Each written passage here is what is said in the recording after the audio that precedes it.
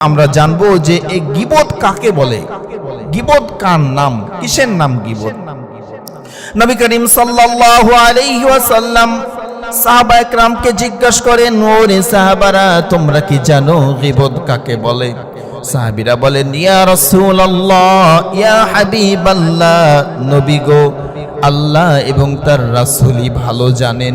দয়ার নবী, মায়ার নবী বলেন, ওরে সাহাবীরা, গীবত ওই জিনিসকে বলে তুমি তোমার ভাইয়ের পরনিন্দা, তোমার ভাইয়ের এমন কিছু দোষ তার অগোচরে মানুষকে বলছো, যেই অপরাধটা, যেই কথাটা তার সামনে বললে সে কষ্ট পাবে, এটার নামই গীবত। এর নামই গীবত। এর মানে আপনি একজনের কথা আরেকজনকে বলছেন, যার কথা বলছেন সে ওখানে উপস্থিত নাই, সে যদি উপস্থিত থাকতো এই কথাটা শুনে সে কষ্ট পেত, এটার নামই হলো গীবত। বলবেন যে হুজুর, সে তো অপরাধ করেছে, সে তো এই কাজটা করেছে, সে অপরাধ করলো, সে এই অন্যায় করলো, আর আমি মানুষকে বলতে পারবো না? না, এটার নামই গীবত। অন্যায় করেছে, অন্যায়ের কথা আপনি আরেকজনকে বলছেন, এটার নামই গীবত। আর যদি সে অন্যায় না করে, আপনি নিজের থেকে বলেন, এটা হবে অপবাদ দেওয়া। এটা গীবতের চেয়েও আরো ভয়াবহ ভয়াবহ পাপ। তাহলে এই গীবত মানুষের দুশ্চর্চা করা, মানুষের অপরাধ, একজনের অপরাধ আরেকজনের কাছে বলে বেড়ানো, এটাই হলো গীবত। হযরতে আয়েশা সিদ্দিকা রাদিয়াল্লাহু তাআলা আনহা, নবীজির সাহাবী, নবীজির স্ত্রী, নবীজির সহধর্মিনী।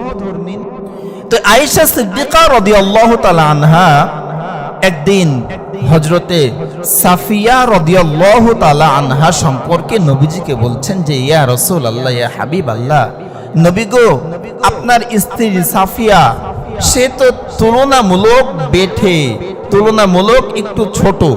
মানে হযরতে সাফিয়া রাদিয়াল্লাহু তাআলা আনহা তুলনামূলক একটু বেঠে, একটু ছোট সাইজের ছিলেন। দয়ার নবী, মায়ার নবী হযরতে আয়েশাকে ডাক দিয়ে বলেন, ওরে আয়েশা, তুমি কি জানো তুমি যে কথা বলেছো এই কথার পাপ কত, এই কথার ওয়েট কত? তোমার এই কথা যদি সমুদ্রের পানির মধ্যে দিয়ে দেওয়া হয়, তোমার এই কথার ওজন, এই কথার পাপ সমুদ্রের পানিকে কালো বানিয়ে দেওয়ার জন্য যথেষ্ট। তোমার এই কথার ওয়েট, এই কথার পাপ একটা সমুদ্রের পানিকে কালো বানিয়ে দিবে, এত মারাত্মক কথা তুমি বলেছ। নবী করিম সাল্লাল্লাহু আলাইহি ওয়াসাল্লাম সুন্দরভাবে হযরতে আয়েশাকে বললেন যে, সাফিয়ার সামনে যদি তুমি এই কথা বলতে, নিশ্চয়ই সে কষ্ট পেত। আপনি কালো মানুষকে যদি বলেন কালো, সে কষ্ট পাবে না? অন্ধকে যদি বলেন সে অন্ধ, কষ্ট পাবে। বেঠেকে যদি বলেন বেঠে, সে কষ্ট পাবে। এটার নামই হলো গীবত।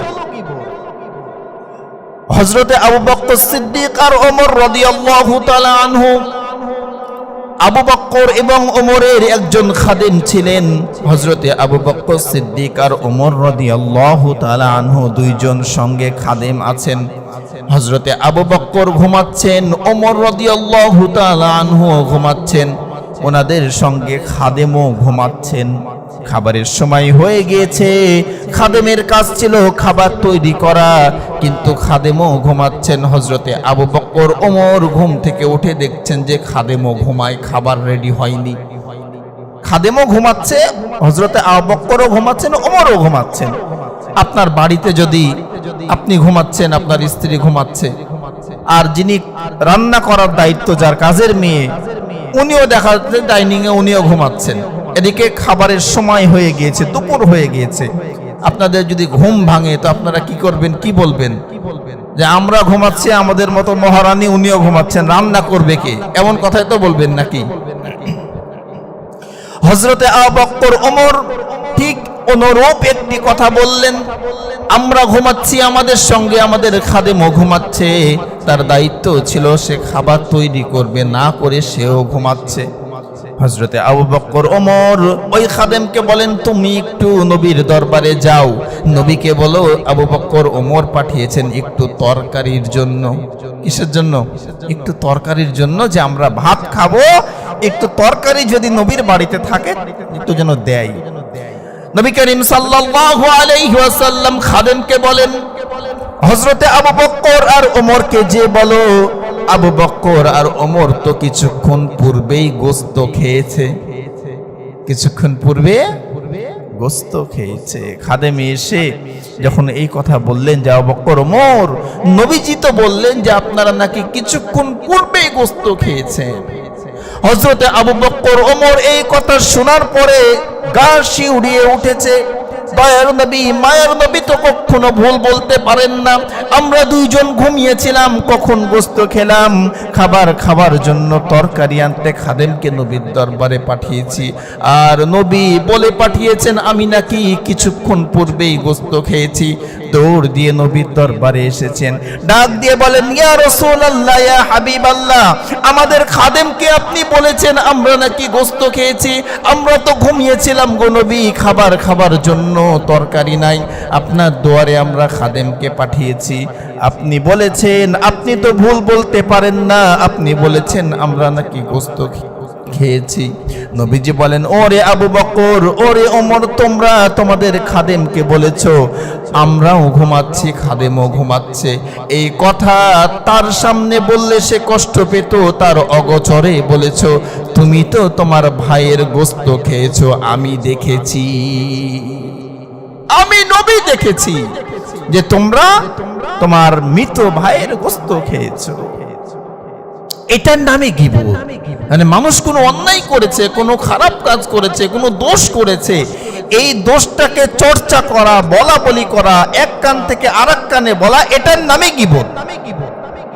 আর এই কাজটা আমরা প্রতিনিয়ত করছি, চায়ের স্টলে বসে করছি, বাড়ির বারান্দায় বসে করছি, স্ত্রীর সঙ্গে, সন্তানের সঙ্গে, এমনকি মসজিদের বারান্দায় বসেও করছি। কথা ঠিক কিনা? মসজিদের মধ্যে বসেও এক কথা দু কথা বলতে বলতে, এই গল্প সে গল্প করতে করতে আরেকজনের দোষ চর্চা আমরা শুরু করে দিচ্ছি। আল্লাহ কাউকে সম্মানিত করেছেন আর আমার ওটা সহ্য হচ্ছে না, আমি তার দোষ খুঁজতে শুরু করছি, মানুষকে বলতে শুরু করছি।